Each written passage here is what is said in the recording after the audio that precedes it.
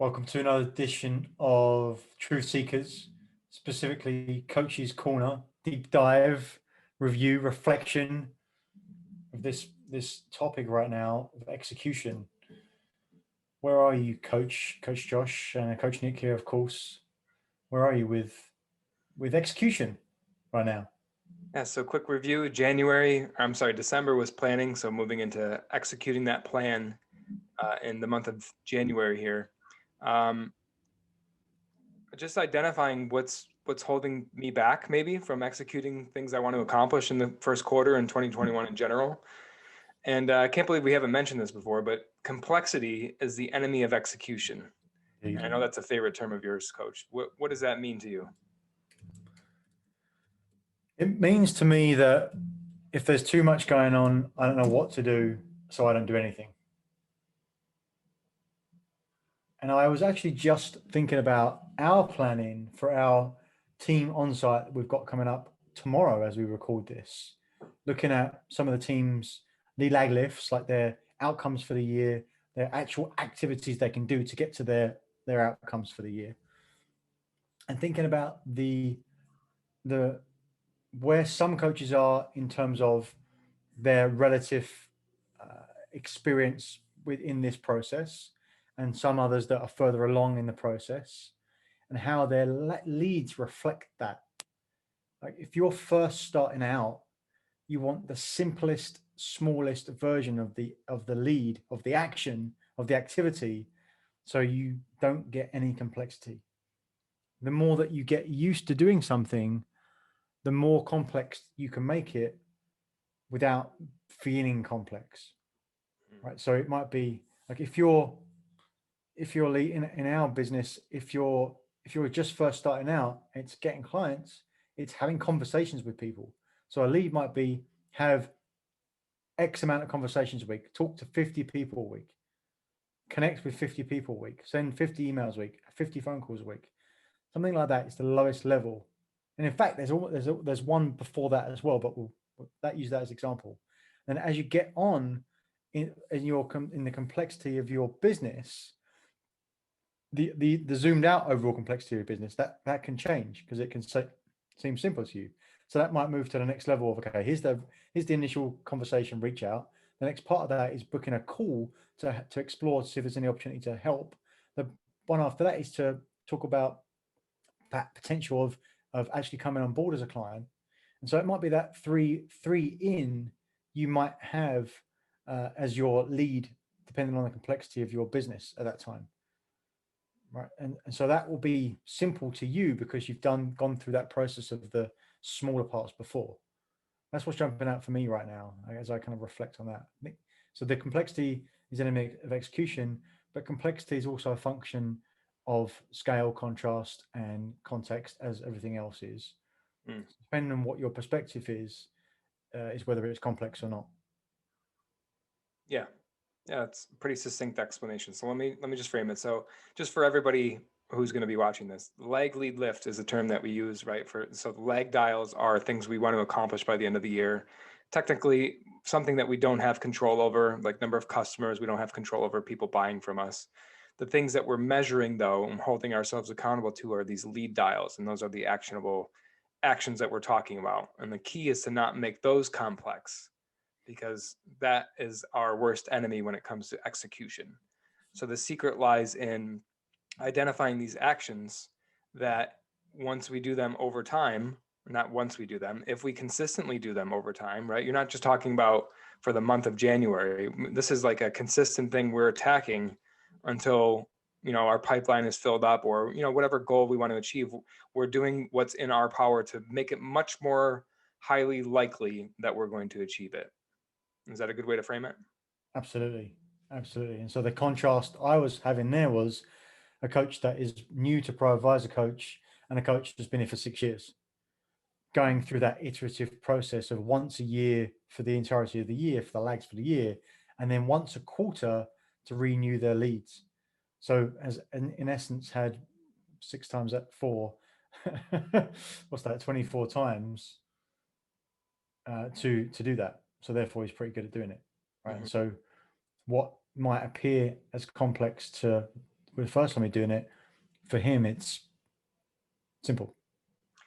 Yeah, and for the more seasoned coach, the dials are going to change too. So think of somebody like somebody who's new, a new coach wants to fill up their schedule and get coaching hours in, right? And gain clients, business development. Let's talk about a coach, and we can relate this to any business, right? Any business development or any goals. Your dials are going to change the more that you execute on the previous ones. So let's talk about somebody who's filled up their schedule. What sort of new perspective do they have? How do their dials change? I mean, that's great itself, right? It's like if your dials don't change, it means you probably haven't done them. Yeah, like that's a great way to think about it. It's like, are they still relevant, or just did I not do them? Or what needs to change or tweak? So how do they change depending on if you action them? Yeah, I mean, you're going to get to those rings of complexity in your business, like And because you've got. overwhelm seems to be a big theme too. So like it's so full, right? You fill up the clientele so much. Like, what do we do with that momentum? We got so much energy to harness here. What do we do with that?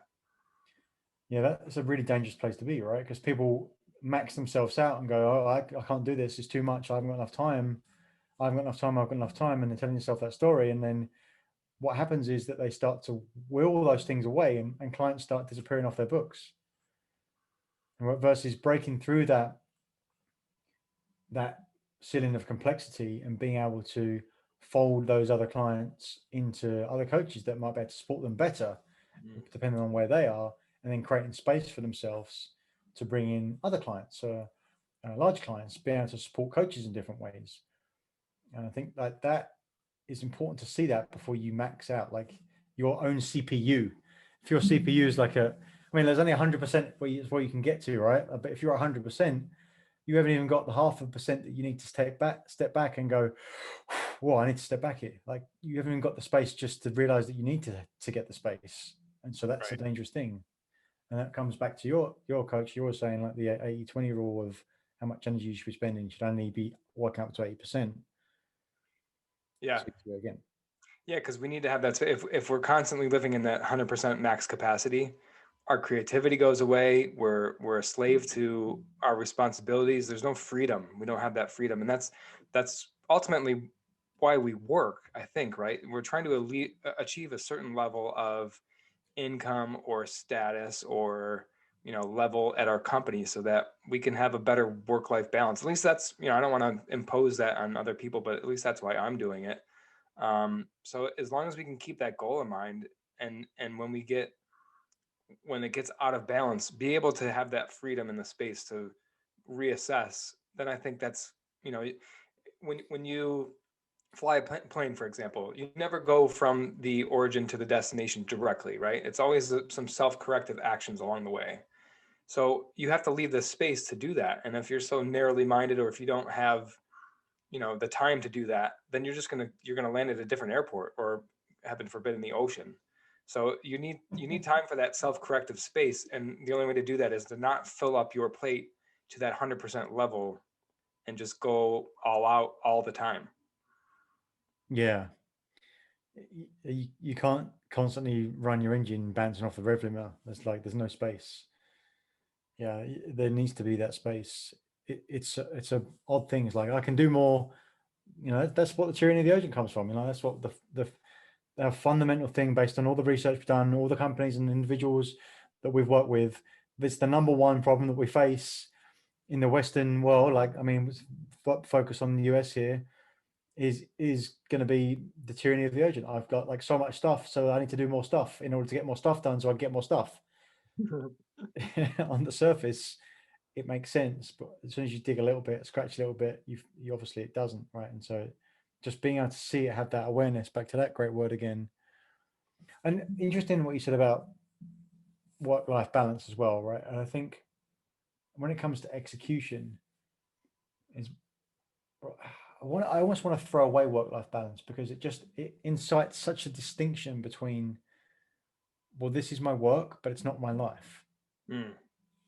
I've been playing around with this recently, actually, Coach. So I'd love to get your thoughts on it.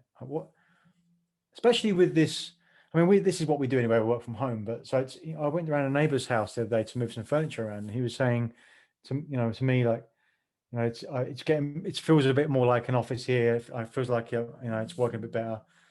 I was thinking, well, let's not make it feel like an office. Let's just make it feel like this is your part of your life. Don't don't don't have to draw these big distinctions between this is where I work, this is where I don't work. I think there's value in some of that, but what if it was just, this is just part of what I do, and I get up today and do this because I want to do this. Inherently, if we create a division between work and life, there will be one. What if it's just, this is what I'm doing in this day of my life, and so back to the execution. How can I execute on my plan that is a constant, never-ending fulfillment of that? I'm using my time to enjoy the fuck out of my life. Yeah. Yeah, I think maybe instead of work-life balance, maybe we just say balance. Yeah, or Because life balance. Yeah, exactly, life balance. balance. Because yeah, it's who we are.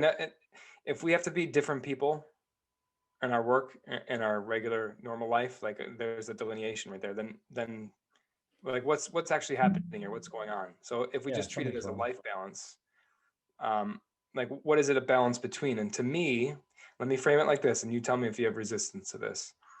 Um, it's comfort, but it's this challenging yourself versus comfort. Obviously, we do things, and this is back to that the balance. Like we do things so that we're comfortable, or we have things we can achieve a certain level of fulfillment by either buying products or services that are experiences for us, or take care of our families, etc. So this balance between challenging ourselves and pushing ourselves to achieve more, but also to come to this level of comfort or fulfillment. But as we know, it's always a fluid game, so that you never, all right, well, I reached this, we're good. It's always that balance of, okay, I've reached this, what's the next level of that? I think maybe that's the advanced version of the, let's just not mention work-life balance anymore, of the life balance. That's next level. That's the comfort versus challenge/achievement. Yeah, it goes back to Tony Robbins' 6 human needs. The first two human needs, he talks about that we must have, that we all satisfy. It's just the vehicles that we do it. The first two is certainty and uncertainty. We must have certainty, right? Or said differently, security or comfort. We must know at a certain level that things are all going to be okay. Like, I have a house to go back to. I have X amount of money in my bank that if my business goes to a place I don't want to go, I have some security there. I have some comfort there, and so that the level of that is dependent on everyone, and how you fulfill that is dependent on individuals as well. But if you had all security, all certainty, what would happen? Like, if you knew what everything was going to happen all the time, you knew that you were secure forever and you could predict everything, you just get bored.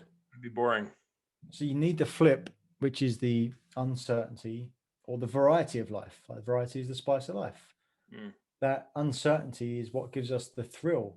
Like, what can I get here? And so the the the game to play is to bring the certainty to the uncertainty. I know that whenever I feel uncomfortable, I'm in the uncertainty. It's new, it's exciting, it's variety, that I'm going to grow. I'm certain of that to be the case. So I take my certainty to the uncertainty. Quality of life is dependent on how much uncertainty you can comfortably live with. Say that one more time. I like that one. The quality of your life is dependent on how much uncertainty you can comfortably live with. Mm. So you can bring that to that. It's like, whenever you feel like it's something you can't do, then you must do. Then you're in the right place, right? Don't Right. don't don't get lost. That's where you want to be. That's where you want to live, because inevitably you'll come out the other side of that having learned something or have a new perspective of the experience that you've gone through. And that produces more certainty. And the certainty then is like, oh, well, I got more certainty from being uncertain. Okay. Another And one of then, those paradoxes. what you can build from that is no limits. Mm. I love it. So, Coach, as we wrap up here, this is a pretty high level conversation. This is very in depth. Maybe give some advice for somebody who's just stuck and they're not even executing at all. There's something holding them back. They're procrastinating. There's no execution happening. What what can they do? You know, what they can do is just take a step back and a deep breath for a start, like adjust themselves, like, and give themselves some compassion, right? Just stop and say, you know, okay, well, just see where you are, and just realize that there's it's fine. Like, there's nothing wrong with you. You didn't do anything wrong. You didn't screw anything up. That's just where you are right now in your journey. And then from that place, just to be honest with yourself, really honest about what you want, and pick some area of your life. Like, what's the most important part of your life? Is it work? Is it business? Is it play? Whatever that might mean. Is it family? Is it relationships? Is it anything? Is there some sort of particular area of your life which really attracts you right now? And just ask yourself, what would the best version of that look like? Like, really, the reason why people aren't doing what they want to be doing is because they don't have enough reasons. If you had enough compelling reasons to take action, you would. It's just, I'm not taking action, I'm not taking action. It's because you're not motivated enough. Like, what is your motive for action? You haven't got one. You need to define something that's important for you, and tell yourself why. Tell yourself why again, and why again, and why again, and have all those things written down. You'll start taking action. You're not compelled enough. Like, it's because you don't see any pleasure in doing anything, even if intellectually you know you want it. Mm. So just do the work for yourself, and, you know, reach out, find someone to talk to, right? And get a coach for sure. Like, get a pro advisor coach, but get anyone that you can bounce some stuff off of, because they'll just have a different perspective for you. Not better, not worse, but just different. And from a different perspective, you can move a different way. Awesome. And just take some action, right? Maybe that's with the help of a coach or somebody else, but this is a principle that I've learned repeatedly. You will get new perspective if you take an action. And it doesn't even matter if that action's not perfect. It's almost better if it's not, because you will see things that you will not have been able to see without taking that action. And that's my biggest, just take some action. That's my biggest message. Yeah, no, thank you, coach. Like, that is the first thing. Like, and if it feels, back to complexity is enemy of execution. If it feels too much, then it is. Make it smaller. Make Simplify it it. smaller. Make it smaller. Make it smaller. Reduce it to ridiculous. Oh, that's another one. Reduce it to the ridiculous. That's amazing. All right. Well, thank you, coach. Appreciate it. We'll see you next time. I've run out. Thanks, coach.